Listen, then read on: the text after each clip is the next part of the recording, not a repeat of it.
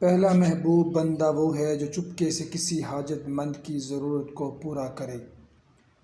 جب لوگ بیٹھے ہوں اور کوئی شخص ان کے پاس آئے اور رشتہ داری اور قرابت داری کا واسطہ دینے کے بجائے اللہ کی ذات کا واسطہ دے، لیکن لوگ اس کی بات پر کان نہ دھریں اور اس کی ضرورت پوری کرنے سے عملاً انکار کر دے۔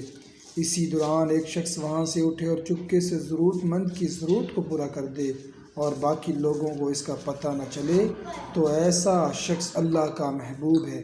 ایک تو چپکے سے صدقہ دینا بہت بڑی نیکی ہے، اس کے ساتھ اس نے اللہ رب العزت کے نام کا احترام کرتے ہوئے ضرورت مند کی ضرورت کو پورا کیا ہے۔ یہ دلیل ہے کہ اس کے دل میں اللہ تعالیٰ کے نام کی عظمت بہت زیادہ ہے۔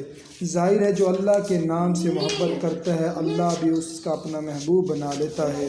اس شخص کا یہ عمل اللہ کی بارگاہ میں محبوبیت، قبولیت